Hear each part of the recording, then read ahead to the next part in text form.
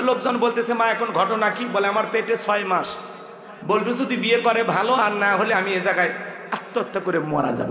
তোমরা যুবক কি মনে করো জঙ্গল প্রেম করা জনমঙ্গল, জঙ্গলে কেউ না দেখলে একজন দেখেন, তিনি কি? জোরে বলেন। 14ই ফেব্রুয়ারিতে পিতা মাতার চোখকে ফাঁকি দিয়ে আগামী কালকে যদি ফুল নিয়ে তোমরা ঘোরো, কি মনে হয় আল্লাহ দেখবে না? কথা বলেন না কেন?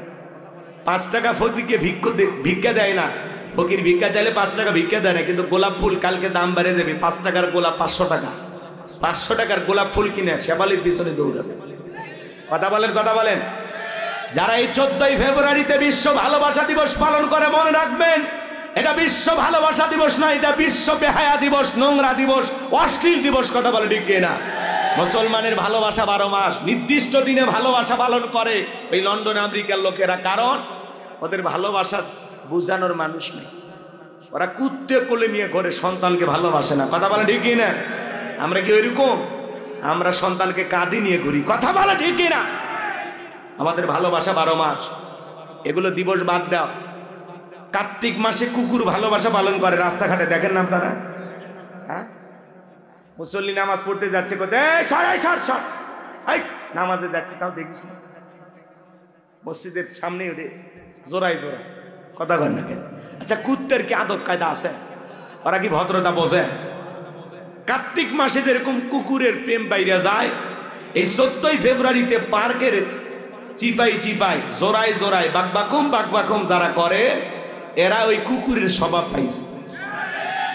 এটা ভালোবাসা দিবস না, ওটা হলো কুত্তি দিবস, ওটা অশ্লীল দিবস, ওটা বিশ্ব বেহায়া দিবস। কথা বলে ঠিক না? এটা মুসলমানের সন্তান পালন করতে পারে। অভিভাবক যারা আছেন, আগামী কালকে আপনার ছেলে যেন বাড়ি থেকে বের না হয়, আপনার যুবতী মেয়েটা যেন ঘর থেকে বের না হয়। কথা বলে ঠিক না? তাছাড়া আপনার ছেলে মেয়ে বাহিরে যা গুনাহ করবে, বিকাশ হইয়া পার্সেন্টেজ আপনার ভাগেও জমা হবে। রেডি থাকেন।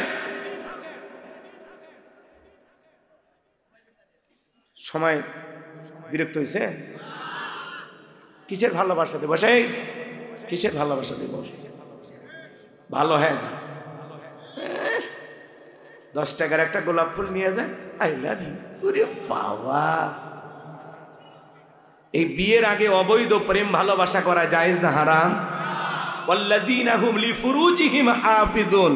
নিজের যৌবনটাকে সংযত রাখো, নিজের যৌবনটাকে কন্ট্রোল করো। মুমিনের যৌবন হোটেলে বিক্রি হয় না, পার্কে বিক্রি হয় না। মুমিন কোনোদিন বিয়ের আগে অবৈধ প্রেম ভালোবাসা করতে পারে না। হে যুবক, 14ই ফেব্রুয়ারিতে কারে গোলাপ ফুল দিয়েছো, কার ওন্না ধরে টান দিয়েছো, প্রত্যেকটা অডিও ভিডিও আল্লাহর কাছে থাকবে।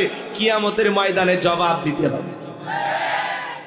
কি মনে করো পিতামাতার চোখকে ফাঁকি দিতে পারো, গ্রামের লোকের চোখকে ফাঁকি দিতে পারো? প্রশাসনের দৃষ্টি আকর্ষণ করে আমরা বলতে চাই যে আগামীকালকে পার্কগুলোতে আপনারা তল্লাশি চালাবেন, জোড়ায় জোড়ায় ধরবেন, আর কাজী ডাইকা বিয়ে পড়ায় দিবেন। কথা বলে ঠিক না?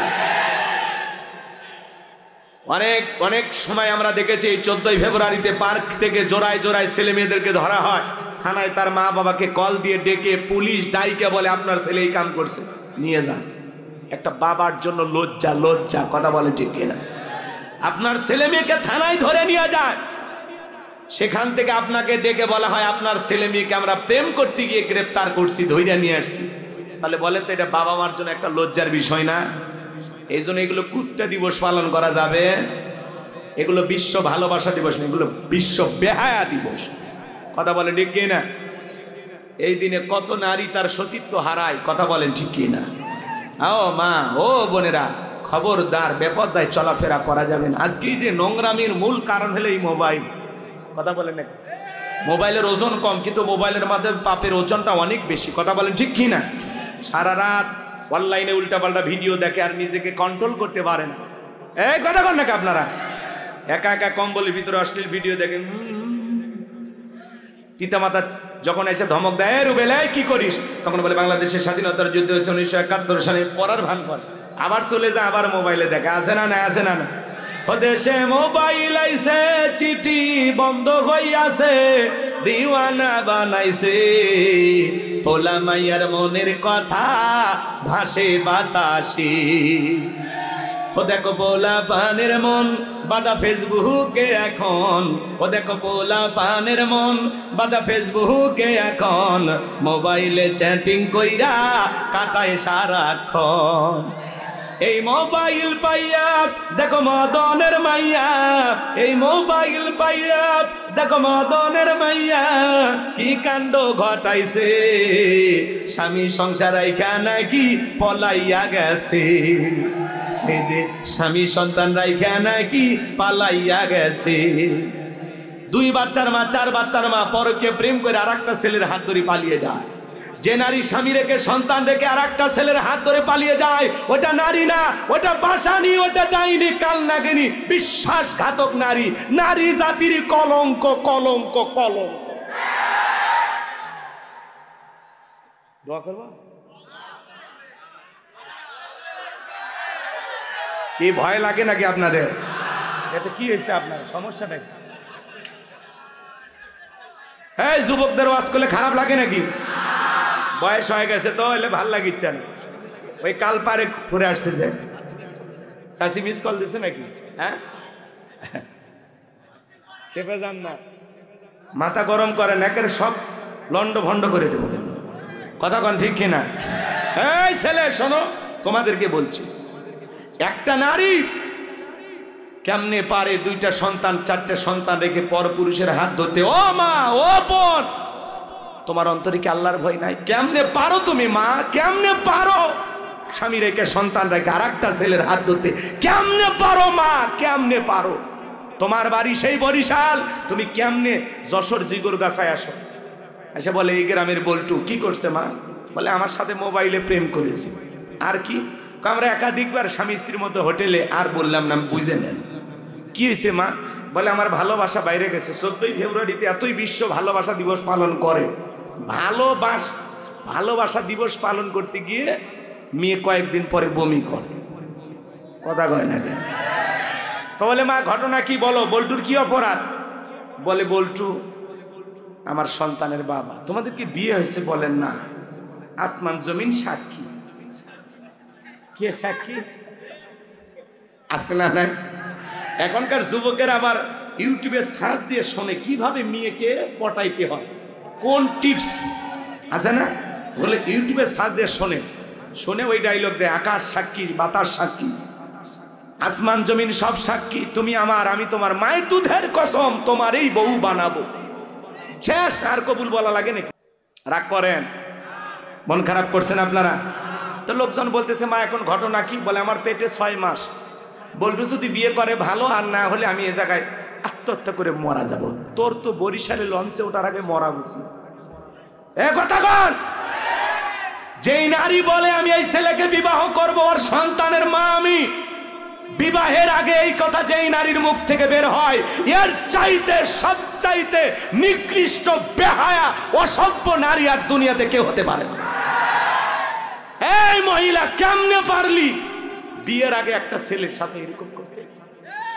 ও মা, তোমার দামটা এত সস্তা বানাইলে মা?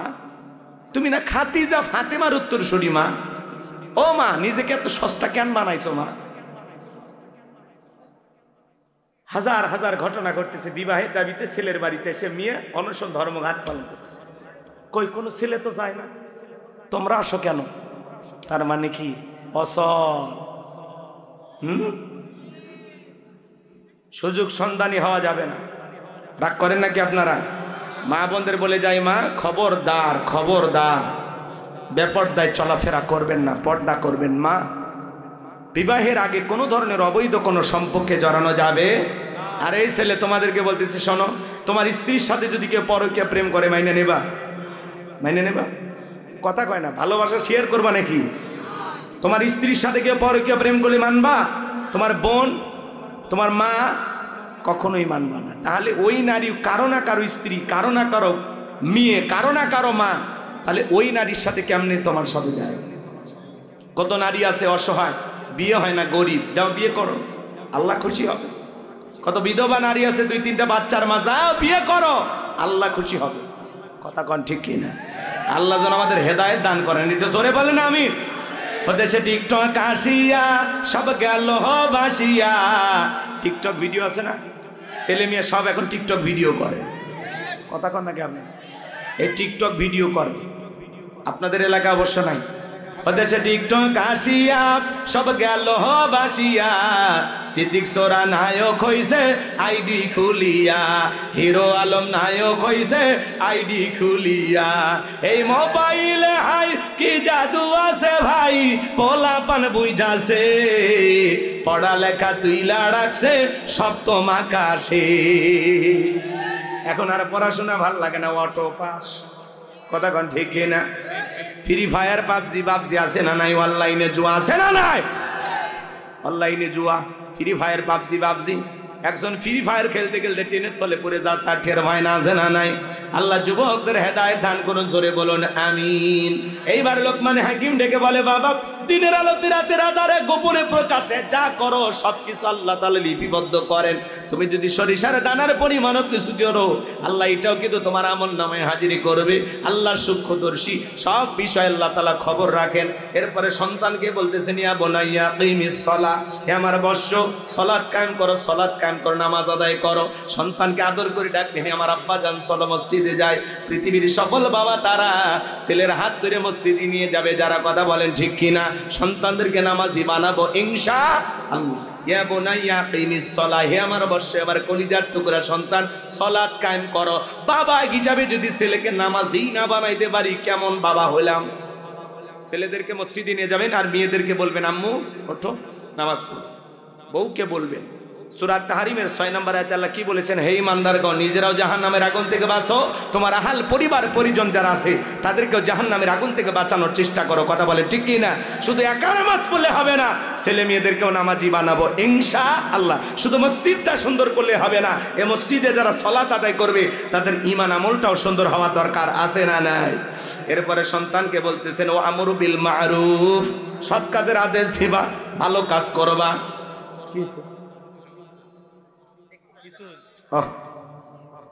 এরপরে সন্তানকে বলতেছে, ওয়ানহা আনিল মুনকার, অসৎ কাজ করবা না, নিজে ভালো কাজ করবা, মানুষদেরকে ভালো দিকে ডাকবা।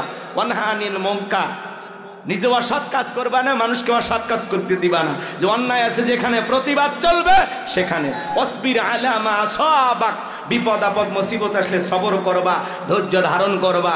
সন্তানকে সুন্দর করে বুঝায়া দিতেছেন।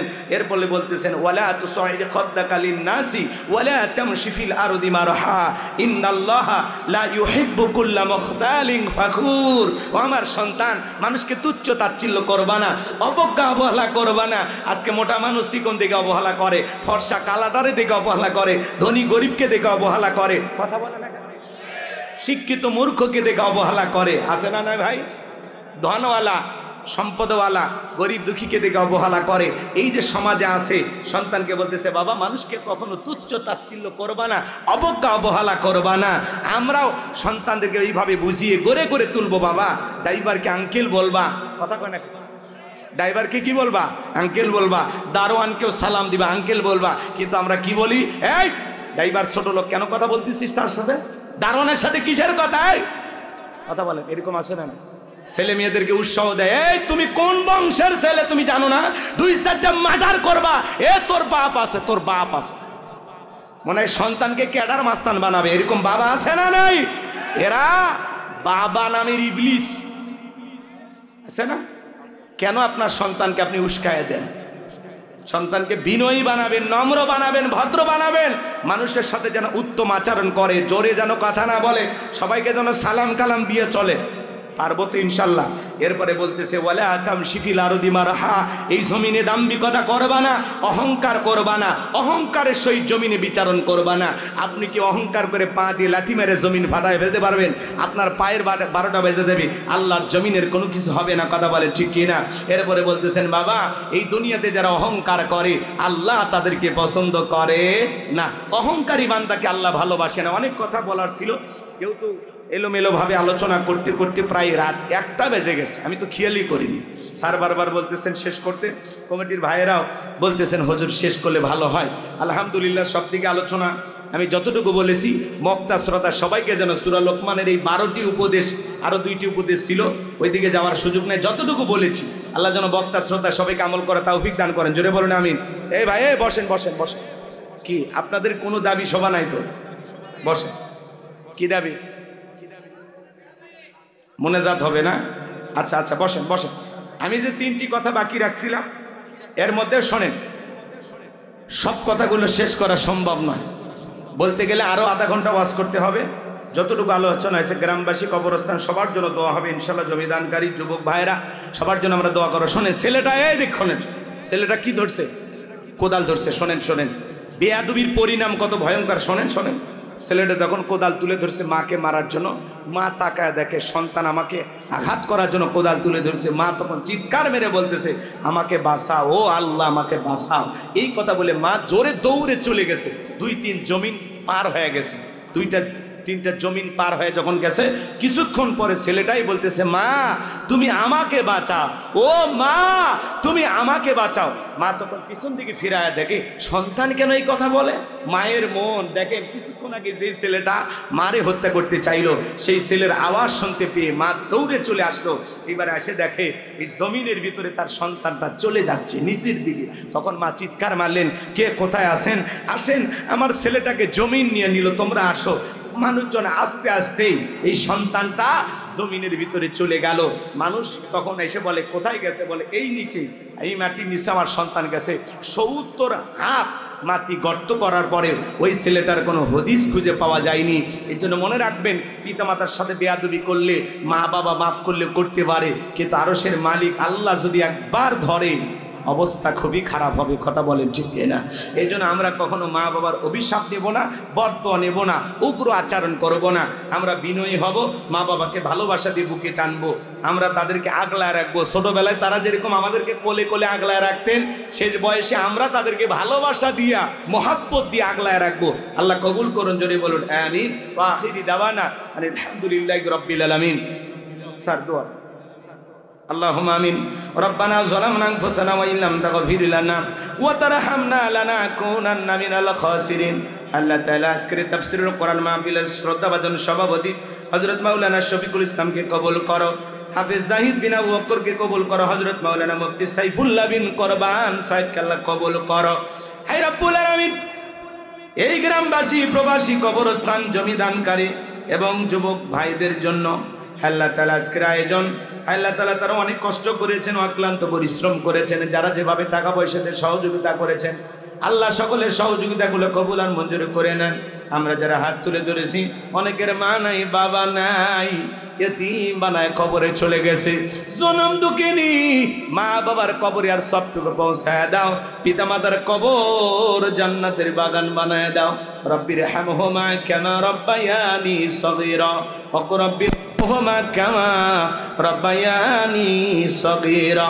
পিতা মাতা যাদের বেঁচে আছে হায়াত বাড়ায় দাও। পিতা মাতার খেদমত করে তাদের মুখে হাসি ফোটায় জান্নাত অর্জন করার তৌফিক দিয়া দাও। আত্মীয় স্বজন, পাড়া প্রতিবেশী যারা কবরে চলে গেছে মাফ করে দাও।